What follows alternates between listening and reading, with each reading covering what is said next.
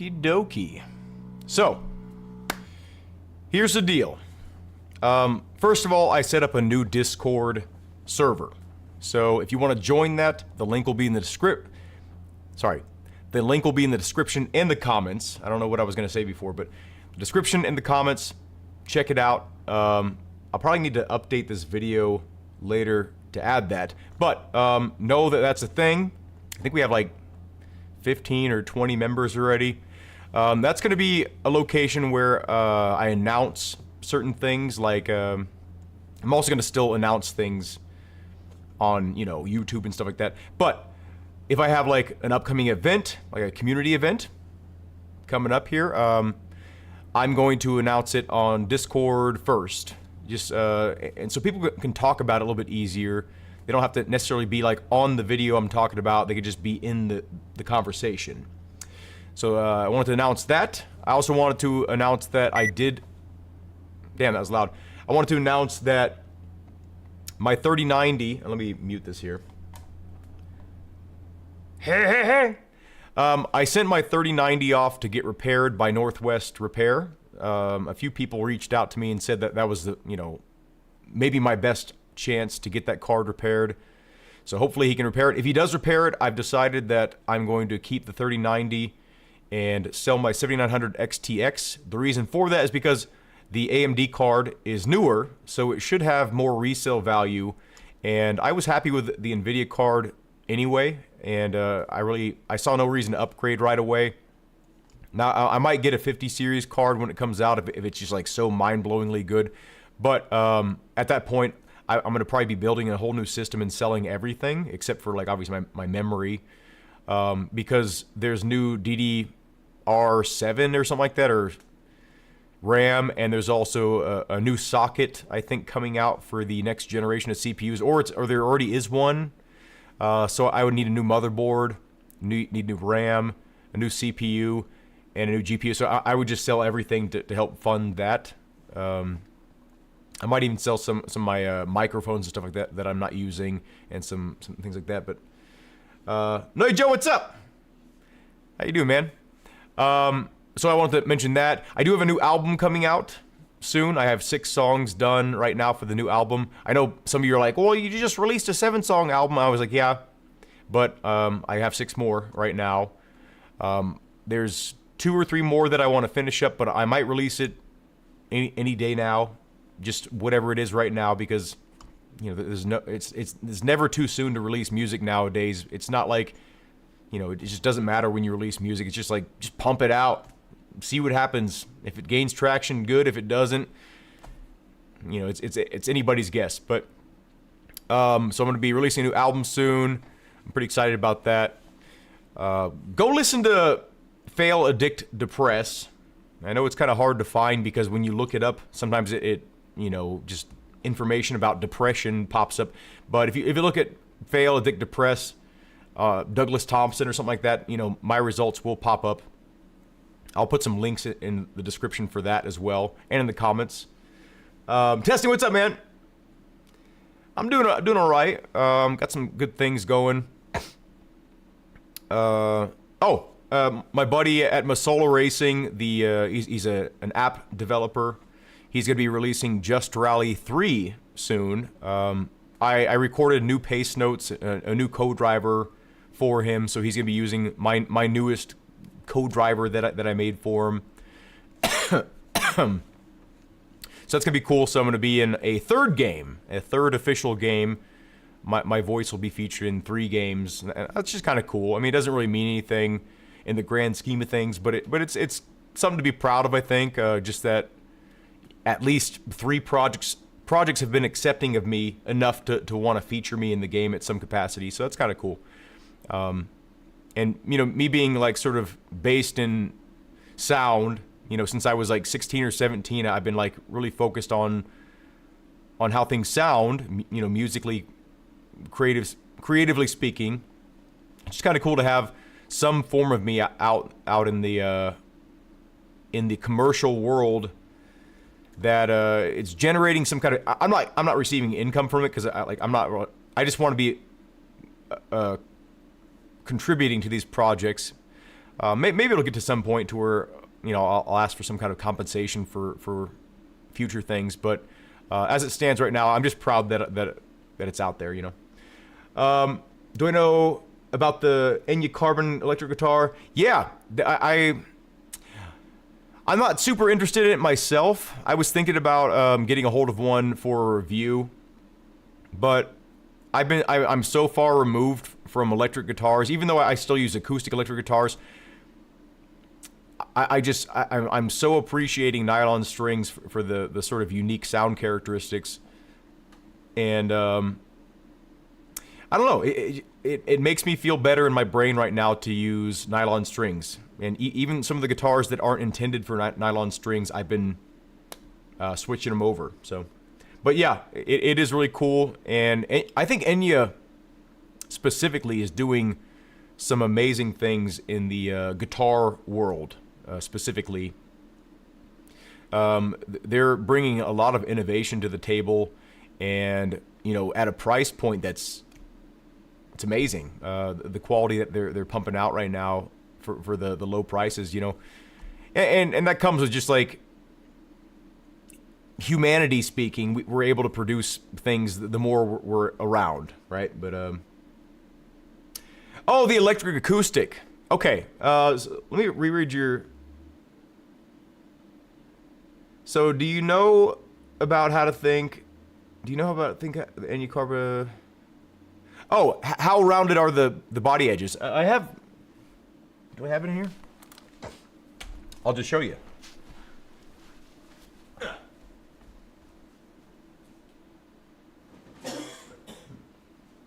So this is I don't have it charged right now. Probably, I don't know, but it's the same. Like this is. It's super rounded. Like I would say, I don't know what radius or degree it is, but like there's no hard edges anywhere except on the fretboard, which I mean you shouldn't be doing that, interacting with that part anyway. And then the edges by the headstock are kind of hard edged. I mean you could sand that down if you wanted to. It's not like sharp or anything, but if you wanted it to be like butter smooth, you could do that. But yeah, the body in the rear especially is extremely rounded. Yeah, awesome stuff. How thick is the body? It's what do I have to compare it to? That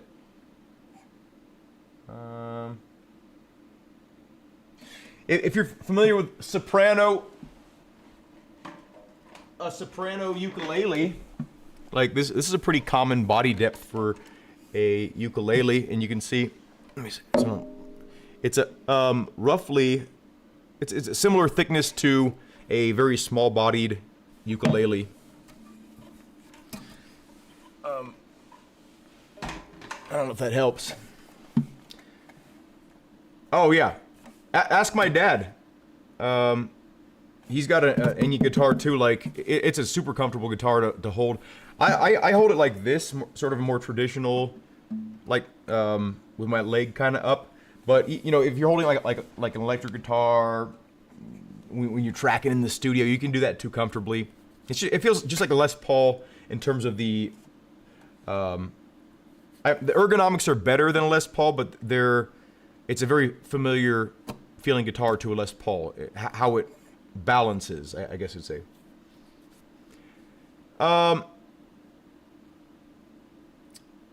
Yeah, I'm not affiliated on here, Diana.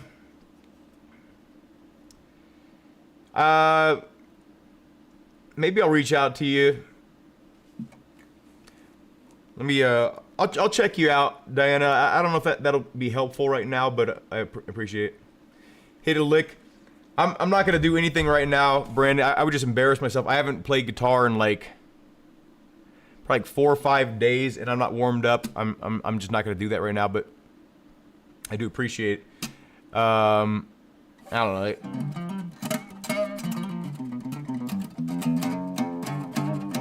I don't know. Something stupid. I don't have anything like worked out song wise, so I don't want to put myself in that position. What was the other thing I was talking about though? How high and low is the action? I haven't set up the action at all, and it's super awesome. It's even better with the steel strings that it comes with. Nylon strings are thicker in the nut than the steel strings would be, so these actually sit higher up than the steel strings would. So, how you doing, Brandon, by the way? Yeah, so definitely follow my new Discord server, and I want to get that built up to the point to where it's one of my main ways to communicate with the community, and also to announce things. I think it'll be helpful for that. By the way, Know Your Joe, if you end up buying one, use my link, because that'll help me out, and that'd be awesome. Like, I don't back companies that I don't believe in. So if I'm featuring something on my YouTube channel or something like that, it's something that I personally use, and that I support. You know, so know that. Slowly improving. You know, I've been improving a bit too, at least physically. I've been sim racing less because I've been focusing on music stuff lately. Mostly just electronic based music, and also you know, a lot of singing.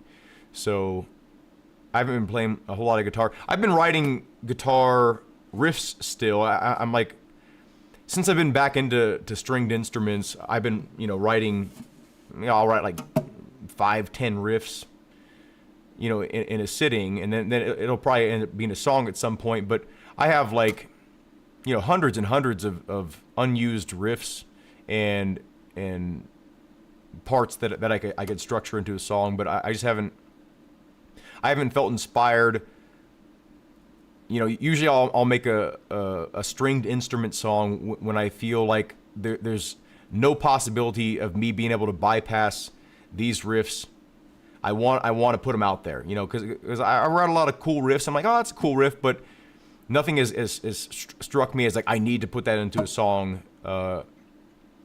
Even though that, like, some of the riffs I've been coming up with lately are really cool, and they're gonna definitely be in a song at some point, but I just haven't been like super focused on that.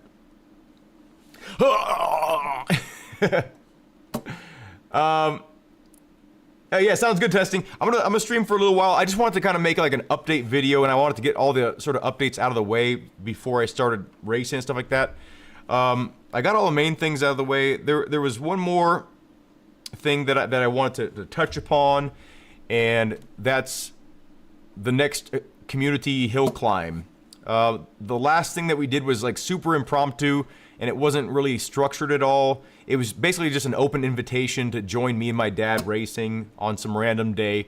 And you know, testing joined us out, and Toyota joined us later, but it wasn't sort of a competitive thing. We were just messing around. But I do want to still do the hill climb. It's still going to be the Audi Quattro Group B rally car. It's still going to be Goodwood Hill Climb 2017. It's still going to be you know, best of however many runs we decide, like 3 to 5, depending on how many competitors there are. It's going to be a free event this time, but it's going to be all the same rules as last time. But it'll be just like winning for fun. It's not going to be winning for like a prize this time. I might do another prize event and in the future, but you know, the last event, it didn't have enough really numbers for me to justify spending like, you know, hundreds of dollars on a prize to do like a giveaway, whoever, you know, wins first place kind of thing. So yeah, sounds good, Joe. Appreciate that. Anyway, so let's get some racing done. I want to do this ARA event. There's an ARA event, what is it, event 4 right now for Richard Burns Rally Pro. I'm just not warmed up enough to do it. Like, I haven't been racing, and I don't trust myself to do well. So we're just gonna kind of mess around a little bit. But uh-oh, did my game freeze? Oh, I didn't. I figured we'd start off on this one so we can just do a little bit of sliding around so I can get a feel for the car, and then we'll do some a little bit more serious stuff. Like maybe I'll do 4 or 5 different stages today. I'm trying not to overdo anything, and it's so hard not to want to just go, for fucking 4 hours and just. I miss being able to just sim race however much I wanted. And I mean, it comes with injuries, right? Like you're no longer able to do what you want when you torture your body. It's my own fault. There's a couple injuries that I have that weren't my fault necessarily, but it was still my own doing it in some way because, when I was doing construction, like when you do construction work, you're doing an inherently dangerous activity just to begin with. So that was still my fault because I voluntarily was working it in that field. So no matter what, all my injuries are my own fault in some way. But I do feel kind of robbed on one of my injuries, my knee that I had to have surgery on. That one sucked because that was a work-related injury that I didn't necessarily put myself in that situation like super knowingly, but again, like when you're doing construction, you have to accept those risks. But it's the way it is sometimes. You're right. And I've paid the price. Everyone around me said that my lifestyle choices were dangerous and I was going to regret them. And I do regret a lot of the choices I've made that have resulted in permanent physical ailments. And I know things are only going to get worse as I get older. Things are going to get more complicated. My injuries are complex and they add multiple layers to aging that shouldn't exist for everyone. But it's the result of having a life that is high energy, high reward, high risk, right? Like you're doing things that create that dopamine in your brain, or release the dopamine in your brain, and that's what you get, So yeah, I don't regret doing the things I did, but of course, I mean, I would have rather have done them without injury. If you're gonna be dumb, you got to be tough. That's true. I've never cried because of an injury. I'm proud of that. I've cried because of emotional pain a lot, all the time actually, but I take pride in I've been in so many serious injuries where parts of my body are just broken, and did it with a smile on my face. So I'm proud of that. Not saying that you're not a man unless you keep your upper lip stiff, right? Not that I'm not saying that at all. You can cry when you get hurt and complain all you want. That doesn't make you any more or less a man or a woman, whatever. I'm just saying that I am personally proud of myself because I was able to mentally overcome the pain. That's kind of a cool thing. Now it does wear on you, though. It wears on you. Oh, I thought that was my shifter. It wears on you, and it definitely affects your day-to-day life more than it does, those months or years of recovery. Hey, there you go, Brandon. It's not the amount of years in the life, it's the amount of life in the years. That's a good way to put it. We're just going to mess around here, slide around a bit. Yeah, the reason I'm switching back over the 3090, if I can get it repaired, there's no guarantee. I'm paying $50 for him to attempt a repair, and then I'm paying $50 to skip the line, basically. So it's $100 minimum for what he's attempting. Plus, I have to pay for shipping both there and back. So I didn't choose express shipping or anything like that. But so basically, he said the wait time is like 2 to 3 months. And I'm like, well, in 2 to 3 months, there might be other GPUs that come out and make it to where the GPU that I have is worth less. So it's worth it to take a bit of a hit initially so I can have better resale value while my card is still worth, more money. And I mean, AMD cards have less resale value from what I know to begin with, but it is a much newer card. It's a contemporary card. It's one of the top of the line cards, honestly, on the market right now. Even comparing it to some NVIDIA cards, right? So it has value right now, and I just want to maximize how much I get back from it. So I'm going to keep the 3090 if it can be repaired. And then, of course, when it comes time to sell that card, it'll fund my next one. And of course, by that time, maybe it's gonna be worth like $400, but still, it'll still be worth it for me to spend like the cost of the card if it does get repaired is $250. It's not cheap, right? But I figure $250. I can make a lot of money back from my 7900 XTX, and then I can make money back from the 3090 once I sell that when I upgrade to something, because the 3090 should hold its value for a good amount of time still, because it's still a pretty damn powerful card. I'm trying not to make so much engine noise so I can. Oh, you're muted over there, so that doesn't matter. What was I saying? Yeah, the 3090 is going to have some value. It's going to hold its value better than the AMD card when the new generation of cards comes out. So that's why I'm holding on to the 3090.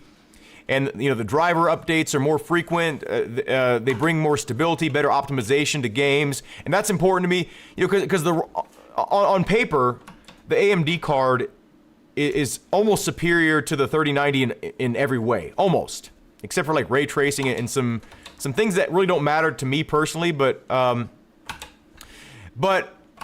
the end of the day, this card I have right now causes me more headaches than the 3090 does. Rarely do I run into a game where the 3090 struggles to run smoothly. But I do run into situations with this AMD card where the game will be right now. The game is running at 360 frames per second on maxed out graphics on everything, right? But to me, it doesn't look like it. It doesn't matter that it's running at 360 frames per second and my monitor is a 240 hertz monitor. What matters is what I perceive the image as, and the frame timing is what bothers me. Now, this is not something that would bother everybody. This would be great performance for a lot of people, and I'm sure to you it probably looks butter smooth because this is only 60 frames per second in OBS, and it's not skipping frames enough to where I think you would be able to notice it. But if I turn OBS off, it would be way smoother. For whatever reason, OBS really affects this card more negatively than it did the NVIDIA. Maybe it just has to do with drivers. I don't know. But it just seems like things are not as well optimized for this card.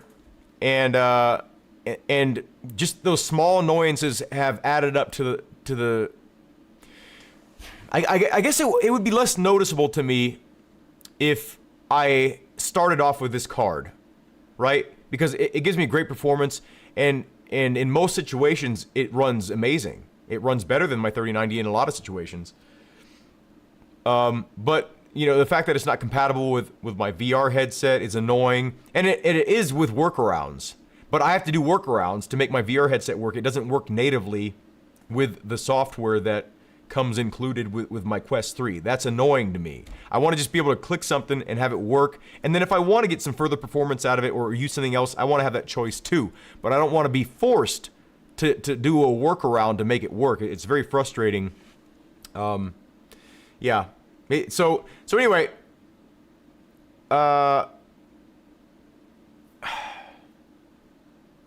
I think I don't really need to explain myself about the 3090. I think most people would go with NVIDIA over AMD if they were given the choice between the two.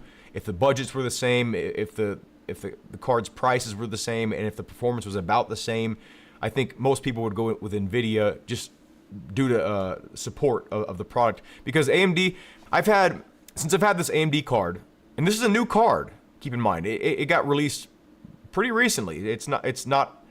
It's much newer than the 3090. I've had, since I've owned it, I think one. Yeah, I think 2 driver updates. With my NVIDIA card, even though it was kind of annoying to have to do these updates so frequently, my NVIDIA 3090, I had an update, like, it seems like I've done like 30 updates for that thing. I had it for longer, keep in mind, right? I had it for much longer, but I feel like in this short amount of time, given that a lot of games don't feel like they work perfectly well with this card, I feel like AMD should be releasing driver updates more frequently than NVIDIA. And it almost seems like AMD is not supporting this card, or maybe they're just like saving up for like a huge update, like one big update, but I don't know. If anyone knows anything about that, let me know. Let's get the sound on for you all so you can enjoy these wonderful engine sounds.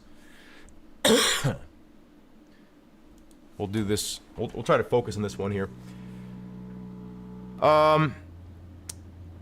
Does anyone have any suggestions for a fun date? Not like a fun date for like going out on a date, but a fun date for the next community hill climb event. Because I do want to make a hard announcement and then stick to it. I do want to make it to where my dad can participate. That's very important to me. I want to include him in the community events. So I don't want to make it to where I don't want to make it at a time of day where he's not going to be able to be comfortable participating. So that's going to be a factor. But anyway, if anyone has any suggestions for a nice day where you think a lot of people would be able to participate, go ahead and put it in the comments in the video after this video's live, or you can do it right now. Just let me know what your thoughts are, and I welcome. I did the same thing last time. I welcome suggestions, of course. I like that there's a requirement to use a dedicated ignition button now. Before you could just the ignition button wasn't a requirement at all. You didn't. It was kind of like Dirt Rally, how you can just use the throttle to get the car going, which I always hated, and I still hate that in Dirt Rally and EAWRC. So, anyway, yeah, that's the main theme of this live stream. Is just, oh shit, I forgot about this corner. I always think it's a hairpin. Let's get on some dirt and get sliding around in a logical manner. I think we lost everybody in the chat here. Let's see. I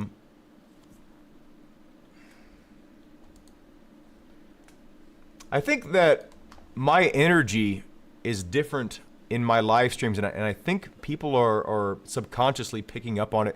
I'm really tired right now. I woke up at 5, went to bed at like 1 something. Actually, I was making a beat last night. I made a really cool beat. I'm thinking about putting on this upcoming album. I don't know. I dig the beat. If anyone's interested in hearing it, I wouldn't mind showing off the beat. But let me see here. I'm trying to figure out if we got anybody we're interacting with. If we don't, I might as well just end the live here, because I just wanted to make this a short announcement video. But we got 4 of you in here, and then let's see what we got on the other platform to make sure we got some. See if it's worthwhile for people to keep watching. I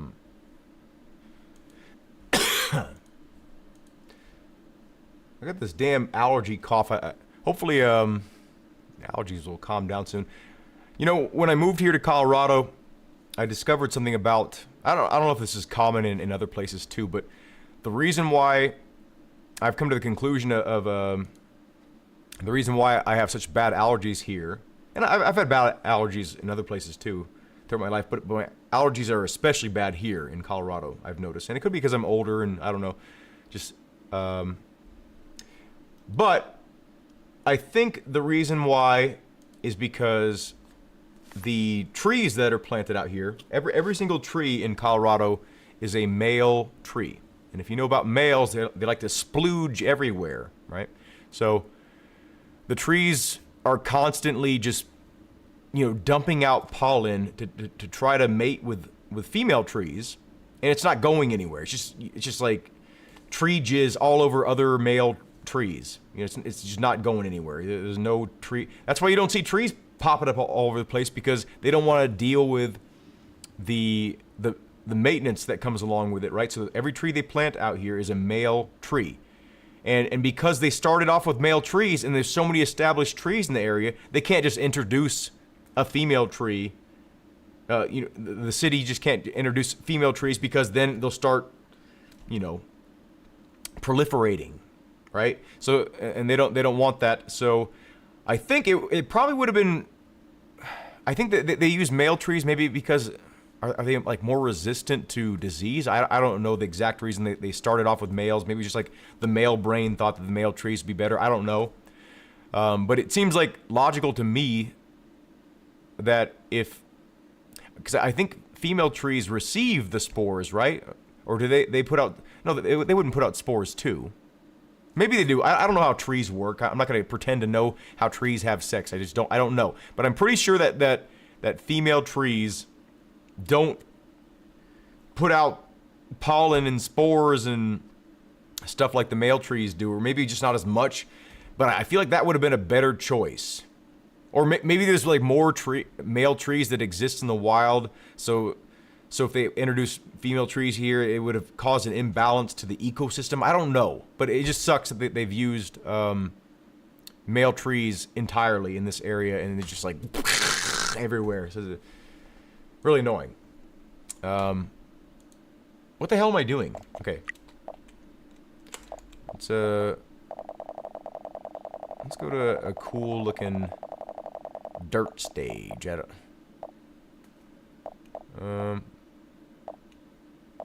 don't remember what Cassidy is. Where is that located?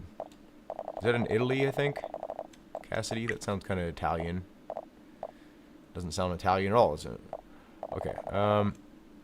Maybe it's... Where would Cassidy be? New Zealand? Oh, there you go. New Zealand. Let's try out Cassidy. I don't know if I've ever done this stage. And if I have... We'll try it out, Okay. I'm going to be working on... I know this is an announcement separate from my my gaming channel, Sleepy Pants Sim Racing, what I'm streaming on. But if anyone has any interest in a mic comparison shootout video, I know there's probably a bunch that exist, but I have a pretty decent collection of microphones, dynamics, condensers, a few condensers, and more dynamics. But I've had other mics throughout the years too that I've had in my possession and sold because I just didn't like them. This stage looks boring as hell.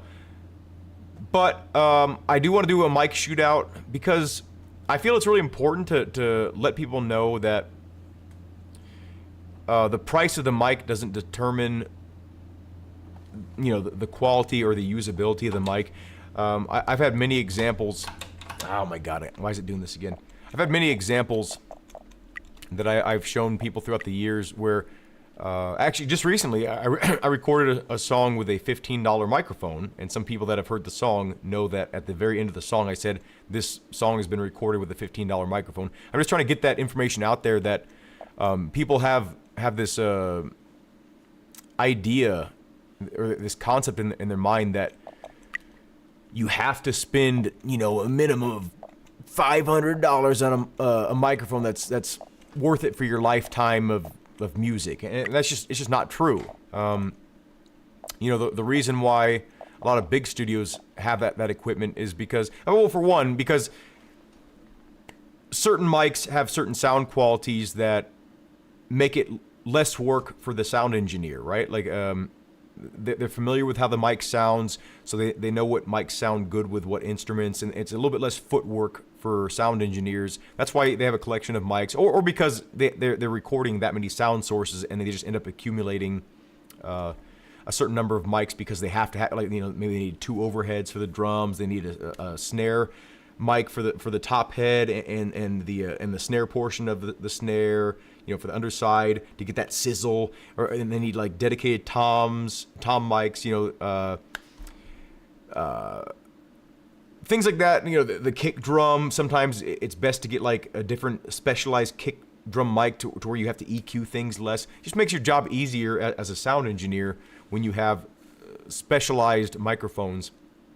This mic is better suited for vocals, less EQing, less processing, all that kind of stuff saves time in the studio. And it used to be that time in the studio costed money, right? So the quicker the sound engineer could do their job, you could rent the studio out, because most people couldn't afford to build their own studio, but this is before like home studios became sort of mainstream. That's why, more expensive mics were kind of more accepted, because not only is the studio willing to pay more because they're getting constant income from customers coming in needing to rent their space, rent their equipment, so it's a little bit easier to justify those costs. I guess I'm just trying to say like there's a reason why there are so many different mics, and there's a reason why certain mics cost more, because of how they're made, what components they're using. But at the end of the day, as long as your mic has a basic response of 20 to 20 hertz, right? Or kilohertz, 20, like as long as you have that range of the average human ear, it can pick up all those sounds, and it doesn't have like too much self noise. It doesn't have too high of a noise floor, right? Like the mic doesn't need like tons of gain to be able to work. As long as it's normal in all those ways, you can pretty much make up for any kind of problems it has sound-wise with EQ or plugins. Now, one thing that you do want to keep in mind is with microphones, you want a flat frequency response. You don't want like hyped frequencies. At least unless you're looking for specialized mics. If you're looking for general purpose mics, you want mics that have a flat frequency response, or as flat as possible, because that makes it to where you yourself as a sound engineer can adjust things and decrease certain frequencies that are unpleasant to the mix or to the human ear. Oh shit. So you do want to take into account that certain mics are better for certain things, but just know that pretty much any mic will allow you to get a decent sound nowadays, as long as it's not like a total piece of shit, right? I found the threshold where a microphone is not good. I wouldn't say it's like a hard threshold, but it's why is my car not moving? Why did it reset everything? What is going on here? I thought it stopped doing this. I bought a mic for $1. I'm like, what's the point where a microphone is just absolutely unusable? Now, the problem with this is there are probably some microphones that are $1 that are usable, and there's no way to test them all out, but it's just pretty safe to say that most microphones that you buy they're practical enough to where you can use them in a mix. You can work with them. It just might make your job a little bit harder. But I just want to really emphasize that. I don't know why I turned my co-driver off. I just want to emphasize that, because a lot of people think they have to get like a $400 Shure, what's it called? I'm doing horrible, but the SM7B, right? It's a studio staple podcast legend, broadcast, like radio station legend, and there's less footwork that goes into that to getting that sound, right? Like you set it how you want it on the mic, on the body itself. It has some settings of the mic, and then you set it and go, because that's the sound that's expected from the mic, right? So, oh Jesus. Okay. So yeah, it makes for less work, and it's an industry standard, and people know what to expect from the mic. But you can also get a very similar sound from Shure's own other offerings, the SM58 and the SM and the 57. I have both those mics, and I've seen a multitude of mic shootouts where they sound almost identical, and what it boils down to, it's the same capsule inside there. It's just like a different distance away from your mouth.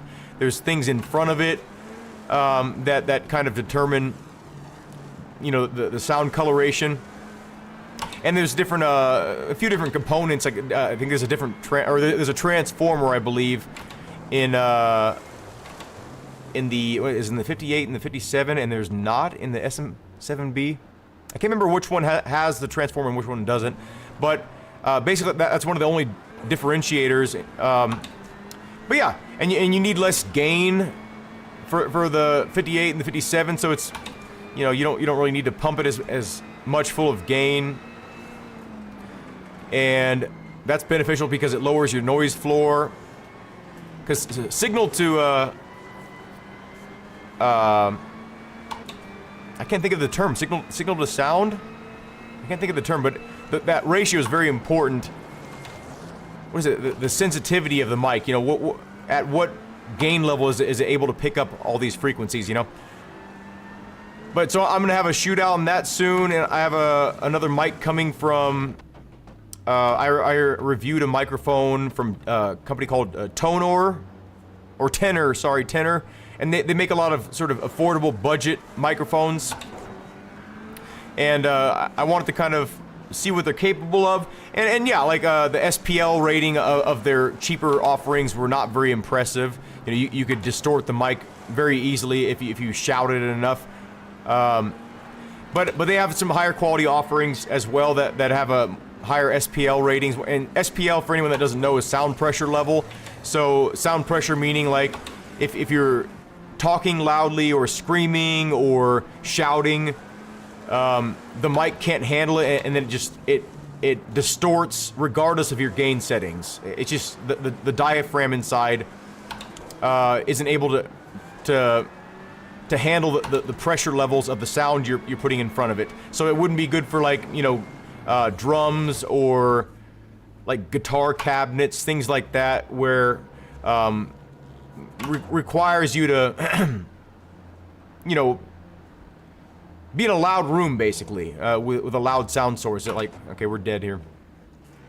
So that there's different factors to take into account. But what I want to get across, though, is just like stop focusing on the prices and focus on just recording. I can't count how many times I've seen. For instance, this mic you're listening to right now, this is a $150 mic. It comes with a shock mount. It comes with a pop filter. It comes with a damn like 25-foot Nutric cable, which is a pretty decent stuff. The connections are really nice. The cable's nice and supple, but it's a thick cable. It's nice. And yeah, this is my favorite mic I've ever had. I have a $400-something microphone sitting right over there that I almost never use because it doesn't suit my voice very well, or at least I feel that, and I just haven't recorded many things that I like with it. I used to use it for streaming, but it always sounded really brittle. And this mic sounds a little bit more full. It definitely still has like a sort of a pristine top end, but this mic overall is less harsh than that $400 Audio-Technica, was it the AT4033A? And again, I'm sure it has its place, in the sonic world, right? Like where it sounds good on something. It sounds the best on something, but nothing for my practical use of using it for like vocals and guitar recording and stuff like that. But yeah, it's just really important to. It's more important to just record the song than it is like to focus so much on what microphone you're using to record it with, because you know, mics definitely do sound different, right? Different components will result in a different sound. And I've recorded at least a similar sound source with all my mics, and then like comparisons, like which mic do I actually like the sound of by itself? Which mic do I like the sound of in the mix the best, right? I like how the 57 sounds, the SM57 sounds a lot. Although I always have to tame the high end. Like I always have to. That mic is very sibilant. At least the positioning that I use to get the proximity effect that I want from it. Look how much negative camber there is on that setup there on the car, on the i20 right there. Yeah, so it's just really important to me to kind of demonstrate to people that the things that they may be focusing on too much, at the end of the day, it really doesn't make as big of a difference as they think it's making. And so much is possible now with plugins. It's amazing. Like, for instance, I do still track. I track vocals and guitar and bass and other instruments through a hardware compressor and a hardware preamp. Now, the preamp is not necessarily. It's not necessary. The reason I use the preamp is to color the sound a little bit before I get it to my audio interface. And the reason for that is because I have like a sound in my head that I want, like a bass level sound in my head that I want my vocals to sound like, because, and it could just be because of familiarity. Like it's maybe a sound that I'm used to hearing my voice sound like, and maybe that's my sound signature in my mind, and I'm trying to replicate that through some of the hardware that I'm using. I'm not really sure. But I use a hardware preamp and a hardware compressor to track vocals. And the hardware compressor is important, especially for vocals, because especially if you do like heavier vocals, you'll run into situations a lot where you know the human voice is a very dynamic thing. You know, you can whisper, you can talk really quiet, and you can talk like normal volume. You can talk really loud, aggressively. You could scream. You know, like. The human voice is a very dynamic instrument in itself, and it's hard to tame. There's so many peaks and valleys to the human voice, even with just regular talking. You'll run into so many situations where the human voice just can't be tamed. And when you're tracking vocals, it's really important to have instant feedback to what you sound like.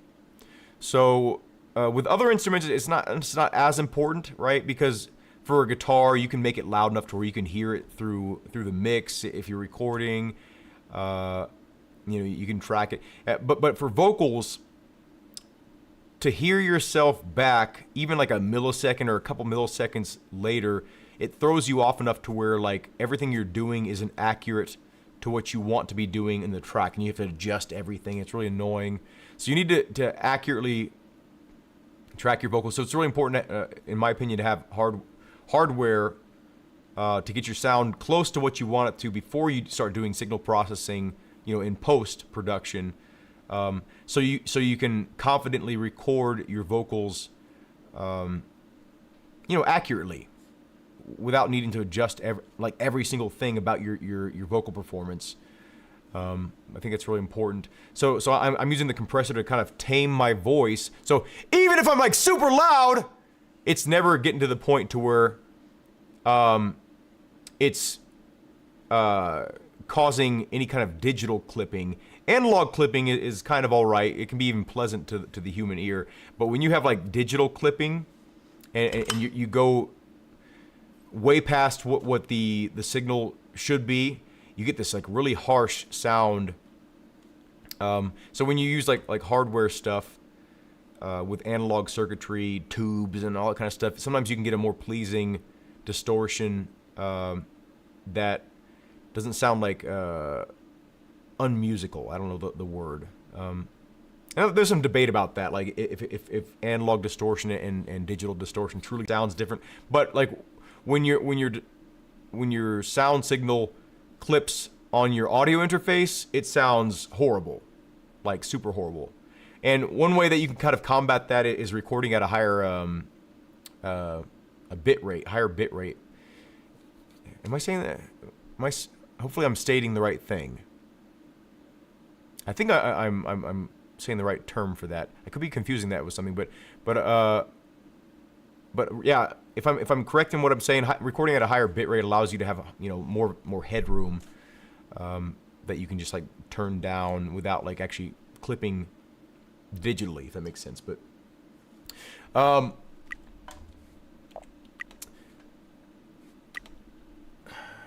we're gonna play some EAWC because I haven't played that game in a while, and I feel like I'm not like focused enough to play Richard Burns Rally Pro. But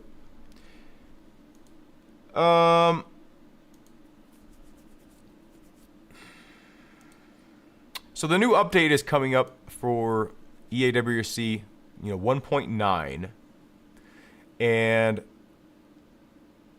there's a new anti-cheat system being implemented because there's a lot of problems like with online gameplay, with just people just blatantly cheating. They'll do like a whole stage in a minute or something like that, and it's just not possible. So they're finding ways to, or they're implementing ways to combat that, and especially there's going to be some esports stuff coming up with this game, like some officially sanctioned esports races that what's this? Oh, it's just about an event. So it's important that they get that in line and they don't make it to where some people can cheat. So that's cool, and I do agree with that, especially for esports. But the thing that people are complaining about though is the fact that the anti-cheat tool or whatever code that they're using, it's a kernel level system. I'm not sure if I'm stating that correctly, but from my understanding of kernel level systems, it has access to pretty much your entire PC. Now that doesn't mean, I don't think that means like, for instance, EA could just like log into your computer from anywhere in the world and just like destroy your information. I don't think that they're doing that, but the fact that this has access to every part of your PC, from my understanding, is concerning for people, because I think people can use anti-cheat to attack people's computers, if that makes sense. I'm not positive about this, but I think that's what people are worried about, that there might be some people affected by this. People can like maybe implement viruses at a kernel level to just absolutely destroy your system. I don't know if I'm correct about that, but there's a reason why people do not like the fact that EA is going to basically have access to your entire computer at its most foundational level, from my understanding. And again, I could be wrong by that. Don't quote me, but I know people do not like the fact that anti-cheat is going to be forced. You're not going to be able to play the game without updating to 1.9 from my understanding.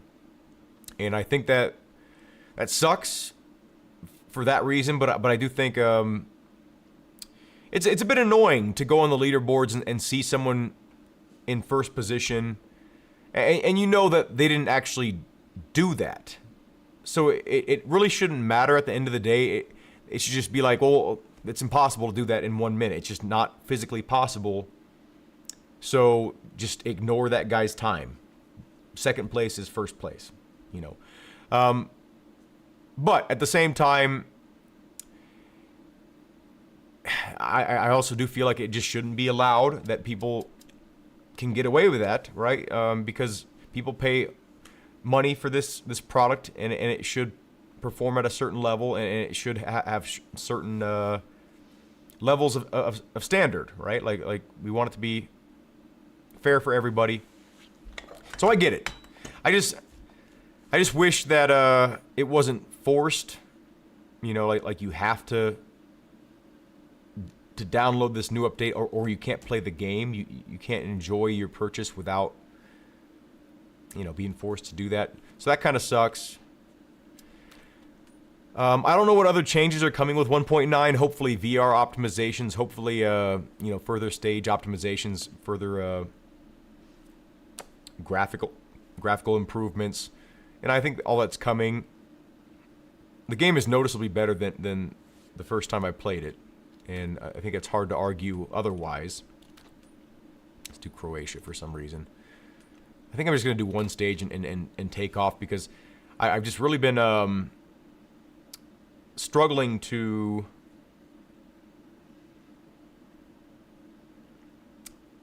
entertain with these live streams. I feel like I feel a little bit down on myself, because I feel like the live streams haven't gained enough traction for the effort that I've put in to trying to make my streaming not like a product. I'm not trying to make it into a product, but I'm trying to make it into something that you know, I feel like it's super important, especially nowadays, to have some kind of online presence. You know, a lot of people's lives, whether they realize it or not, are based virtually, digitally. You know, a lot of things that we hold dear to us now, our reputations, entertainment, are virtually based now. You know,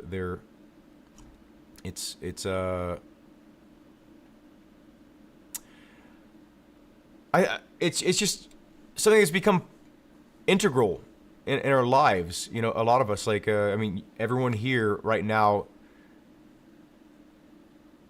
might even prioritize, you know, digital entertainment over, you know, going to the movies. Actually, that would still be kind of digital entertainment. Or riding a horse. I don't know. I don't think people should ride horses, honestly. I think that, I know a lot of people will disagree with me, but I think, I don't think we should ride horses. I think it's abusive. But there's someone out there that has a horse, and they're like, you know, my horse loves me and it loves when I ride it. Okay, but I just think we should stop riding horses. It's bad for their backs.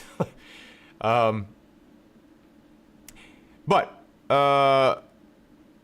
that aside, my point is, we hold a lot of value nowadays in digital entertainment, and I think it's important for us to have, you know, online presence. So that's part of my life strategy, is to be more involved in online communities and stuff like that, because as time goes on, we place more and more reliance on digital tools, on you know, virtual spaces, and I think it's important to establish yourself, because those are going to be your roots for the future of life.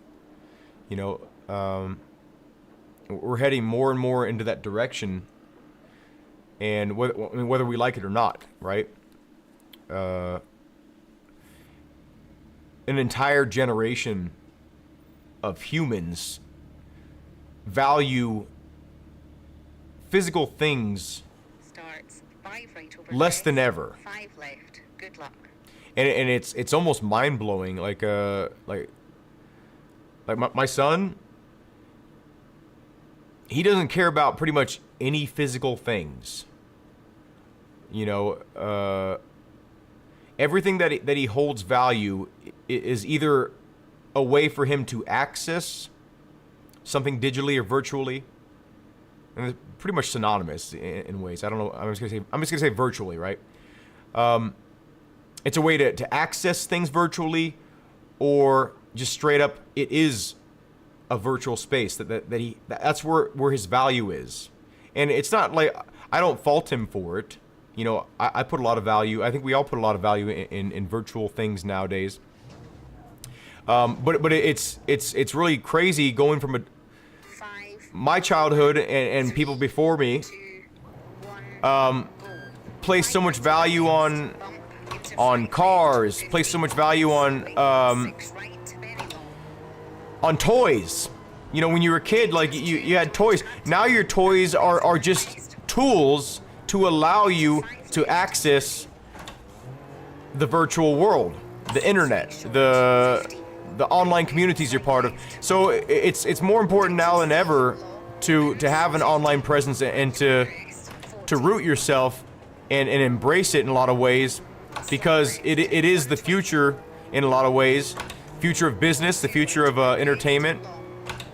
Because eventually, when we find out ways to replace physical experiences with virtual, where they're imperceivable, right? And there's an argument about that right now, that, you know, we live in a simulation, and why not?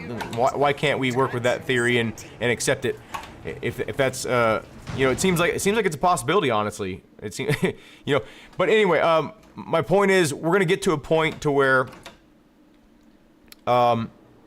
everything can be replicated in a virtual space. All your sensations, your smells, your vision, your feeling on your body, to where it's going to be imperceivable, right? And the deeper we get into that, the more it's going to be important to, obviously, to value your virtual life. And I know it kind of seems like dystopian, and it is in a lot of ways, but I mean, we've all found ways to cope with it, right? Like I don't consider myself like I like a lot of things that I do, and maybe it's addiction. I don't know, but when I do this, even though I'm not really focusing on it right now, because I'm kind of like spacing off in this conversation, like I feel like I could accept more technology into my life and still be happy, you know. And maybe it's affecting a certain part of my brain, or you know, certain parts of my brain are atrophying. I don't know. And of course we'll find out in time. But I think it's just really important to have an online presence, you know, and to develop it and nurture it as much as you can. You know, at the very least, you know, be respected in your communities. Don't create, you know, a negative space for you know yourself or other people. I think it's really important to, because our online lives, our virtual lives, are more important to us than ever. You know, so as a community, it's important that, you know, we're not creating a place of like hatred and stuff like that. So, because this is where we all are now. You know, we're here. So, I'm not really sure what got me on this topic, but yeah, it's so weird. Like, to ask my son, like, hey, what do you want for Christmas? What do you want for your birthday? What do you want for what other holidays are there for gifts? And it's never anything physical now, you know. You know, unless it's like a phone or a computer. But again, those are ways to access virtual spaces, like headphones, so you can listen to digital entertainment. You know, and I think about it. I think about it a lot. You know, what do I do in my daily life? You know, when I go to work, and the only reason I go to work is so I can provide for myself, right? So I can afford, you know, food and things that I need and want. But what do I actually do with my time, you know, my actual life, my life away from work? And I broke it down, and almost everything I hold dear to my life right now, you know, my content creation, right? Like my music, making videos, live streaming, playing games. Almost everything I do is based in a virtual space, and it's, I mean, it's a conclusion I'm sure many of us have come to. It's like, damn, I live in a virtual world now. Like, I'm living in the future. But the only thing that's different is like we're peering through a screen, and we're not doing it through our brain, like, what we probably expected by this time. But it's just kind of crazy to think about.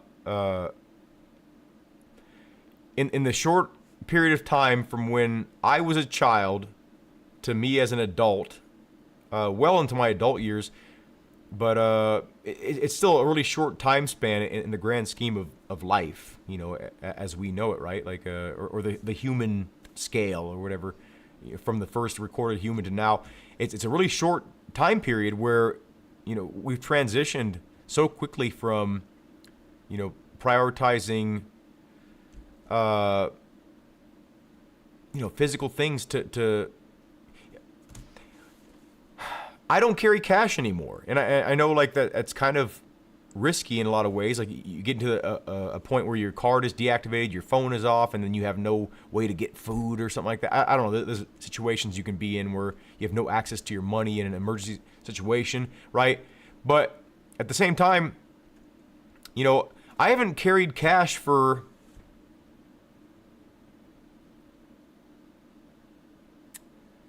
I think, since I was a teenager. I've been using a debit card, and now I've taken it one step further, right?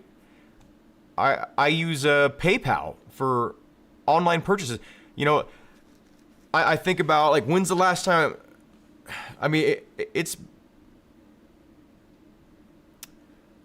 like, when's the last time you got excited to go to a store, right? And I mean, some people will say, like, oh, it was last week, but when you ask like a generalized, like, amount of people, a great majority of people, you can ask, when's the last time you were excited about going to a store to buy something, right? Now you just go online and buy it, and you even buy digital things. Like, I don't own a physical copy of this game, and I don't care. I mean, part of me cares, but it's so crazy that how quickly the transition happened from, really placing so much importance on all these physical things, and your worth was how much furniture you had in your house, and your how much cash you had on hand, and how much gold you had, and now it's like, how much money do you have in cryptocurrency? How much money do you have in PayPal? How much money do you have in, even at your bank? How much money do you have at your bank? I get direct deposit. I don't even get a check. I don't get a physical check in the mail. It just goes directly into my bank account, and then I just have money there. It's so crazy how quickly things have changed, and it's like right in front of our eyes, and we just accept it. And it's cool, and it comes with a lot of complications too. Like, don't get me wrong. Like, I've had times, like, when people have stolen money from me. I've had times when people have stolen my identity from a different country, and then I have, like, no access to my funds for a while. There's definitely complications, but what the trade-off is, you don't have to worry about, dropping your wallet and losing everything you have. You even if you lose everything in your wallet nowadays, like, you're probably fine. You can just disable your card, get a new license, order a new one online, order a new license online. You don't have to go to the DMV for a new license sometimes, but virtual reality motorsports, not you, reality rules. That's funny that you say that.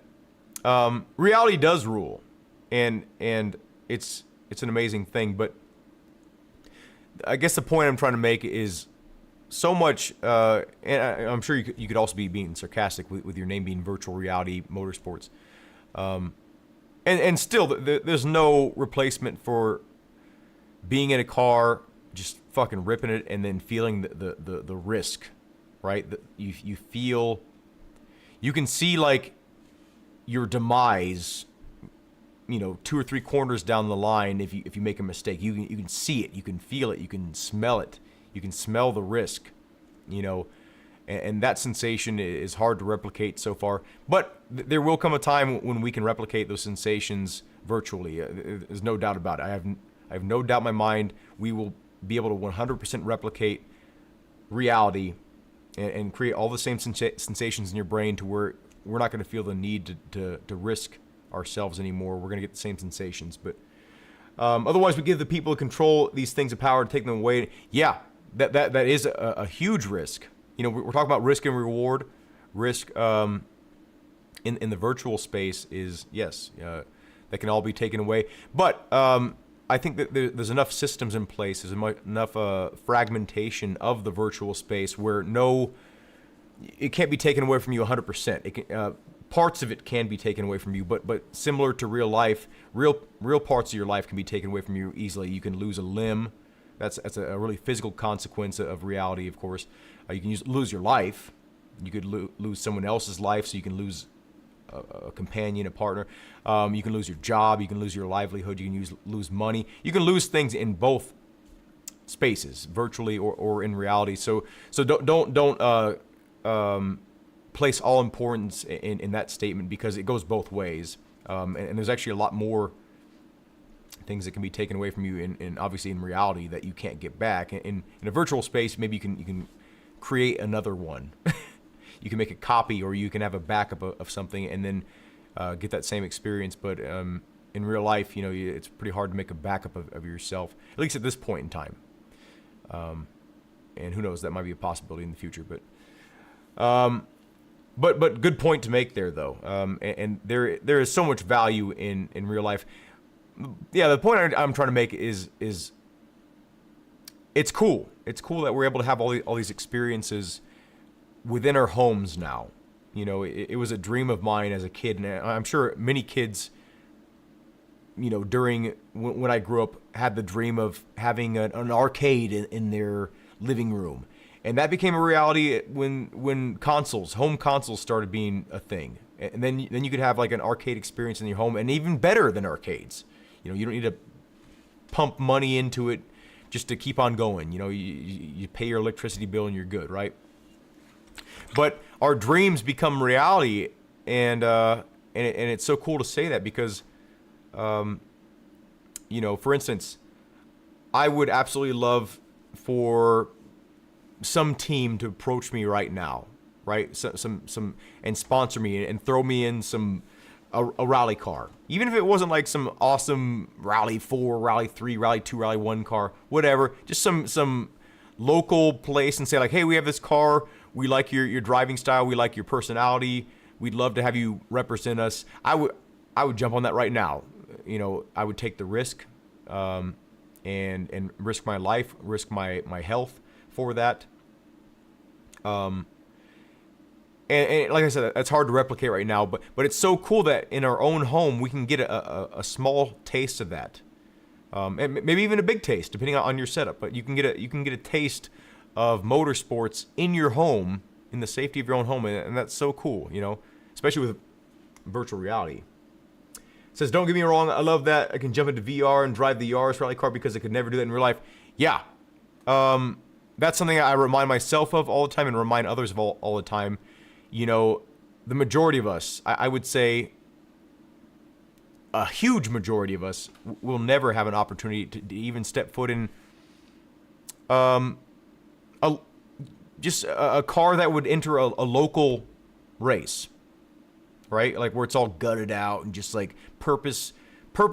Everything has purpose in the vehicle. There's no fluff. There's no interior that doesn't need to be there. There's just safety stuff, an engine, and you in the seat, right? Most of us haven't gotten that experience. I have a little bit of that experience, but I have not sat in an awesome car and felt the vibrations of a purpose-built race engine, right?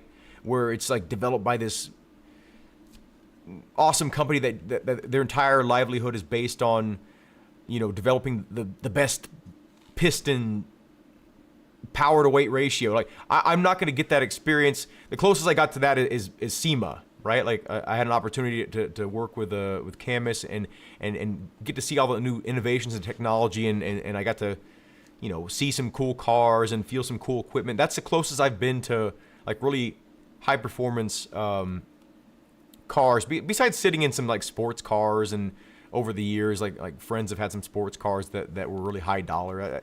That's different. I'm talking about like real professional grade racing stuff, right?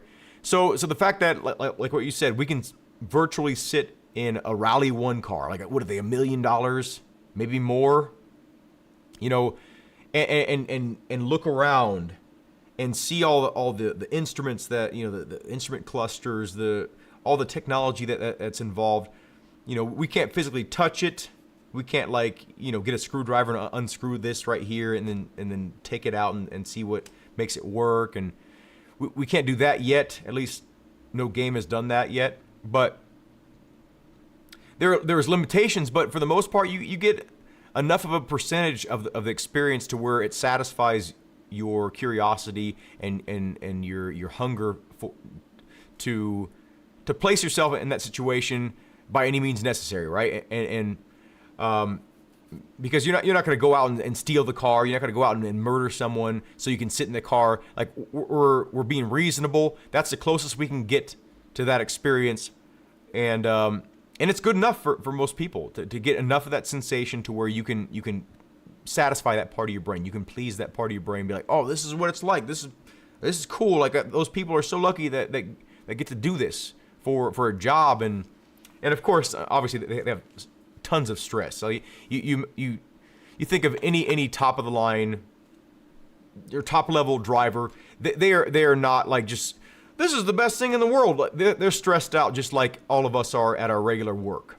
They're stressed out about new rules. They're stressed out about regulations they got to follow. They're stressed out about damaging their equipment and being responsible for it in some way, like either by like not renewing the contract because they've made too many mistakes.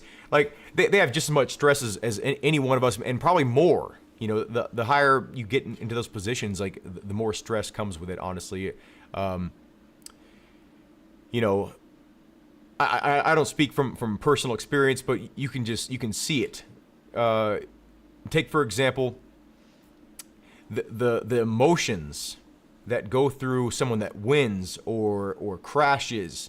You can see so much frustration, so much rage if they make a mistake. People some people like have a crash that ruins them, right? Some drivers have had a crash that makes it to where like they're scared to get back in a car, or they've destroyed their career because maybe they've lost functionality of part of their body or part of their brain. Top level athletes, have the most highs and the most lows, in terms of what they go through emotionally. When they're on the field or whatever their chosen sport is, they're just like, I'm there, man. I'm up there. And then like when they're not there, they could be depressed or just like, musicians, right? I know a lot about that. When you're performing, you feel this incredible sensation that you're expressing yourself. You're proud of what you're doing, and then as soon as you step off that stage and come to reality that you're not doing that right now, it crushes you. And you just want to feel that sensation again and again. But yeah. When you get good at anything, right? Anything in your life, it becomes stressful. It becomes a part of your routine, part of your just a stressor in your life. So don't pretend like athletes have the best life in the world. I mean, they do. What they do is cool, and I'm sure that they're thankful for it every day. But when you boil it down, it's all about perspective. So if that's what they're used to, if that's their environment, they have their own stresses that we can't even comprehend. We can't even understand because we're not part of that world. So when you're envious of someone, or if you're judgmental of someone, saying like, oh, you can't possibly know what it's like to even have stress and be miserable. Like what's the saying? More money, more problems, right? That's true. look at any millionaire, and I don't think any of them are truly happy. They could be happy in the moment because they're partying and they're laughing or whatever, but catch them on a day where they're all alone and they're just trapped in their brain, just like, oh my god, I hate everything. Like, there's been many studies on that, but says used to have a track car but can't afford it anymore. That's what. Hey, you're speaking my language, man. I was getting, deeper and deeper into racing and just putting a lot of my effort into that and building a car that I could race with, at least at the local level, maybe not like at national level or whatever, because there's different safety regulations like the further you go up, and different performance restrictions and stuff like that, as for certain car classes and whatnot. But I came to the conclusion that it just got to be too expensive. I was breaking stuff in my car all the time. Every time I went out in my car, I was breaking stuff. And I either just had to just deal with it to where, okay, well, that's how my car performs now, or I had to fix it, and it was taking up a lot of my time and a lot of my money, and I had to buy parts and stuff like that. And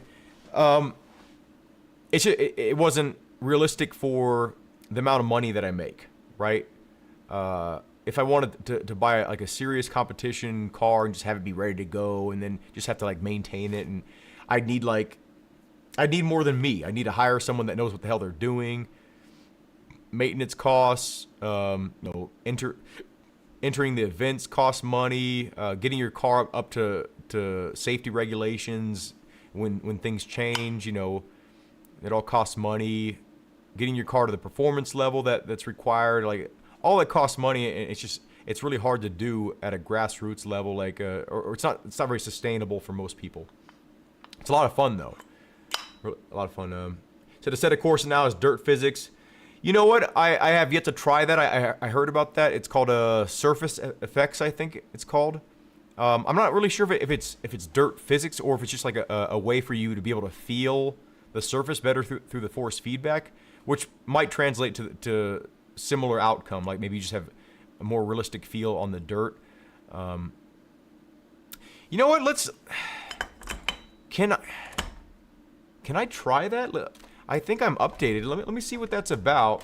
Maybe I'll do a video about it if it's something mind-blowing here, and try to expose it to more people here. Let's see if we can figure out what the hell that is. But thanks for reminding me about that, Virtual. Yeah, it's. I'm not like completely excluding the possibility of getting another car that's purpose built for just tearing up, whether it be on some private property or in some kind of sanctioned race or whatever. I'm not completely eliminating that from my life, for the future. But right now, I'm not broke or anything, right? Like, I can definitely afford to live, and I'm very appreciative of my situation. But at the same time, it's just not realistic for me to be able to participate in the amount of motorsport stuff that I would want to. I would love to go into it full time right now. I would drop everything in my life right now if I had an opportunity to be a part of a team and drive professionally or at an amateur level, whatever. As long as it was something that was sustainable, like I get like free room and board, maintenance wouldn't cost me directly. It would just be based on my performance or whatever. I would do that right now. And I think most all of us that are involved in sim racing or any kind of, if we like cars, I think any of us would jump on that in a heartbeat. But at the same time, like, I just know it's probably not going to happen. Like, I don't think some company's going to approach me just based on I have some kind of footprint on the sim racing world. I don't think that's enough. You have to have a pretty big impact on your chosen world for someone to kind of approach you and say like, hey, I'll pay for everything you need, just drive my car, right? Like, you have to be like an exemplary human being, like you have to be the example that all other examples are based on, I think, for someone to approach you like that. But or you need to be like Jimmy Broadbent, where you just have so much reach, you just have certain opportunities because your notoriety. You know, like you're well known to the point to where if you make connections with people, there's going to be at least 1 million eyes that see that. You know, so for sponsorship reasons, it makes sense, you know, for certain companies to kind of scoop them up and be like, hey, we can merge this entire audience with our audience if we scoop this guy up. You know, it makes sense. So let's see what we got here. I don't know if... Let's first of all check the settings. I think it's in the custom shaders patch. And it's probably in here. What is this? New modes. Okay, that's not it. Track adjustments. Okay, this is graphical stuff. Weather effects. Maybe it's in tire effects? No.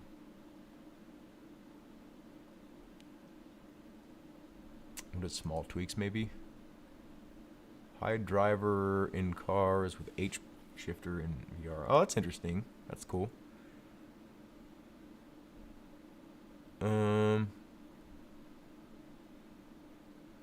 What is this? Auto connect to link mumble servers. What the hell does that mean? Off the top of your head, do you know where it's located, virtual reality? I really don't know where to look for that. Is it extra effects maybe? Motion blur. Okay, this looks like visual stuff. Gamepad effects. Maybe it's in general patch stuff. Oh, physics tweaks. Here we go. No. This looks like for like ray tracing stuff.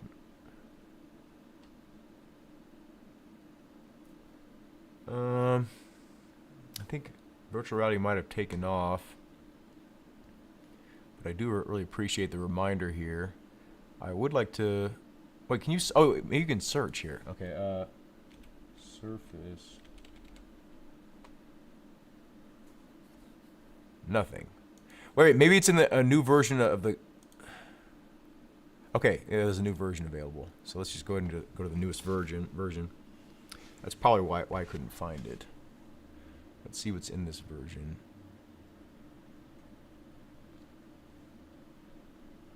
VR tweaks. Weather effects.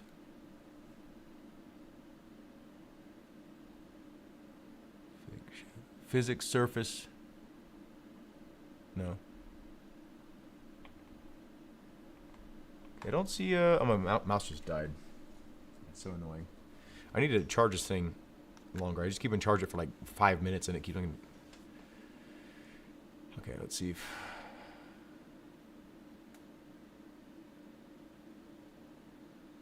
smart. Oh wait, now maybe I can search for it. I'm sure it's probably like an extension you have to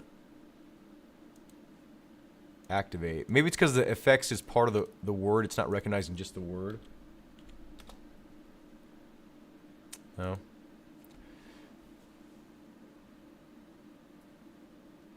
It says Gamer Muscle explains it as video. Okay, I might have to check that out. I don't want to play it in the stream because it makes it to where like sometimes my videos get blocked. I don't know if he's the type to... I think he's a big enough channel to where he might have some kind of protection on his videos, because I know like anytime I play like anything related to Red Bull, my video gets removed. Like and I can't... It just gets to where I can't even show the video. It just deletes the whole thing, and I want this to be able to... The purpose of this live stream was not to kind of live stream, but to make some channel announcements that I did in the beginning of the live stream. So anyone making it this far, I appreciate it. If you're watching this in the future. Also, if you're watching this now, I definitely appreciate you all being here. So I don't want to put that on the stream. You know what I could do is I could play it on the side screen here, so it won't be in the stream.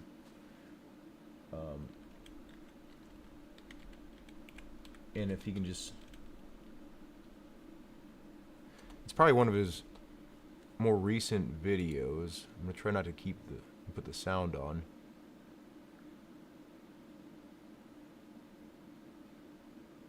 Okay. Assetto Corsa, new rally physics. Okay. Is for AC. Oh, I gotta turn the sound off. Let's see what he did to activate this. That would be so amazing if Assetto Corsa can match the physics of Richard Burns Rally, and if someone can figure out how to make it to where the car's damage makes sense. I have yet to have a single experience in Assetto Corsa, regardless of the damage settings, where I've been satisfied with you can just run into a brick wall and just like bounce off of it. Nothing happens. You know, maybe your windshield gets cracked or something like that. It's ridiculous. And then a lot of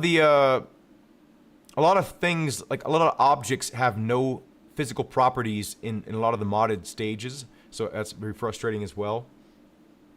So that's my biggest frustrations with Assetto Corsa, and the fact that you can't stall your car is so annoying. So I wish someone would fix that.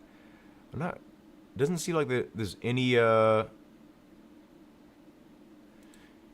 He didn't go through how to set it up. It doesn't look like he's testing it out. But the fact that Assetto Corsa is a newer project and it's heavily moddable. I mean, the most mods exist for Assetto Corsa than any other racing game, from my knowledge, and just that openness, similar kind of like BeamNG. BeamNG has like such a strong modding community. Things are always being developed for it that it could easily quickly turn into the best rally experience if it feels good, and people will gravitate towards Assetto Corsa for the rally needs if the physics are good, because right now the physics are not quite there. How to use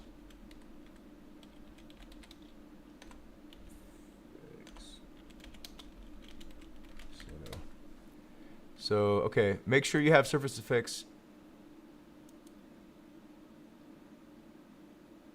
The car is still looking kind of stiff on the dirt, at least in this video representation of it. But it matters more how it feels. Let's see. Surface effects and extended controls enabled. There's one more thing. So you have to have it in the Surface INI file. Oh, wait a second. Is this a Patreon thing? This might be a Patreon thing where you have to pay for the... Let me see.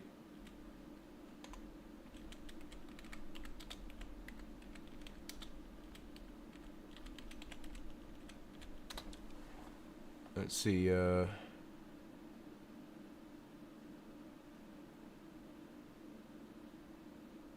that's 2018, that's not it. Okay, this is 2 days ago. New CSP, which is custom shaders patch.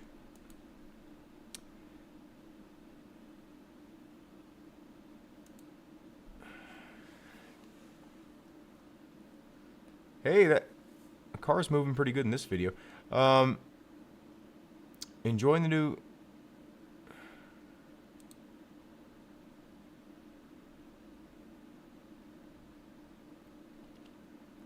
physics.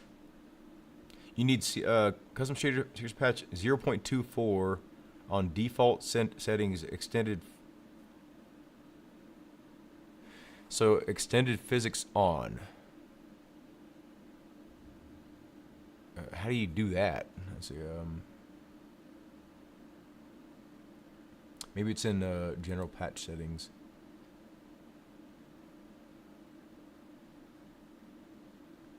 You know, this might be a good opportunity to make a... Oh, wait. Use extended physics. Here we go. Okay. Surface noise. So, noise used by some... Okay, dirt surface.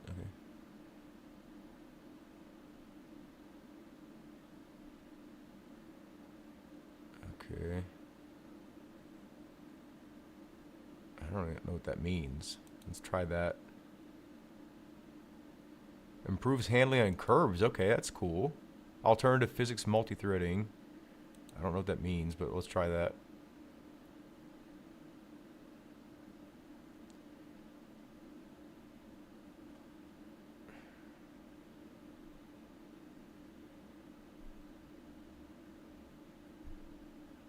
is this? Alternative surface noise. Okay, yeah, we want that. What is enable holding handbrake? That's kind of cool.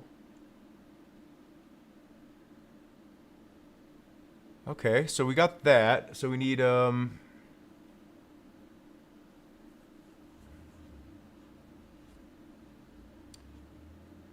CSP 2.4. So okay, we don't have 2.4.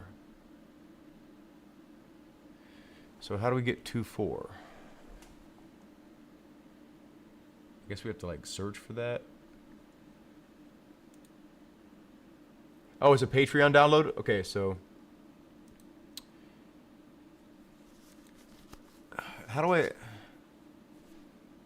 Surface Patreon? Let's see here. The Surface Pro. Okay, that's not it. How do I useful links? No.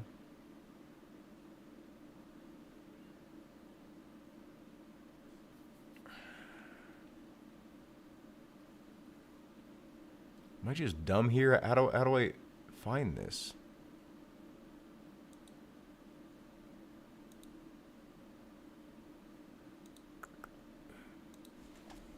Where to download effects Seto. Okay, I need my mouse back over here. It's really annoying to use like that. Okay, so that's not it. It keeps on coming up with the same damn thing.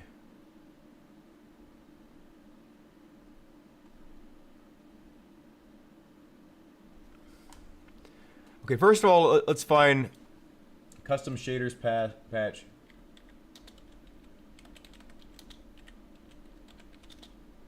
.24, right? Or 0.24.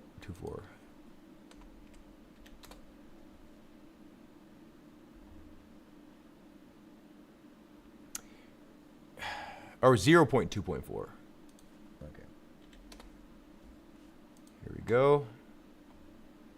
It says the latest version is 0.2.3.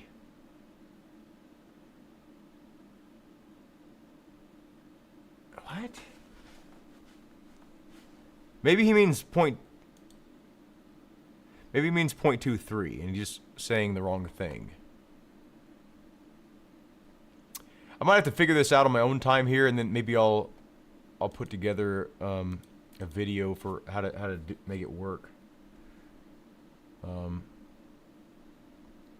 Let's just try it out and see if it feels different, because we did turn on the use extended physics for all cars and tracks,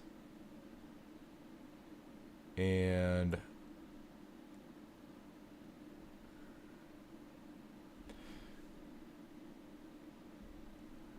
see, okay, it says extensions right here, so it should be right here, I think, in the... I think it should be here, honestly, if it was going to be somewhere. Colorful shadowing. Okay, for what? Let's just try it and see what happens. See if it feels any different. I don't know. Let's try the Forest Rally, because that one's pretty well defined as a dirt course.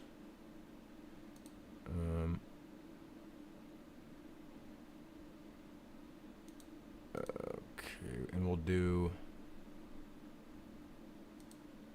this rally car here. I'm gonna try to figure out where that Patreon is. I don't know why I couldn't find an example of a... I couldn't find a link to it. Maybe just like searching the wrong thing. Whoa.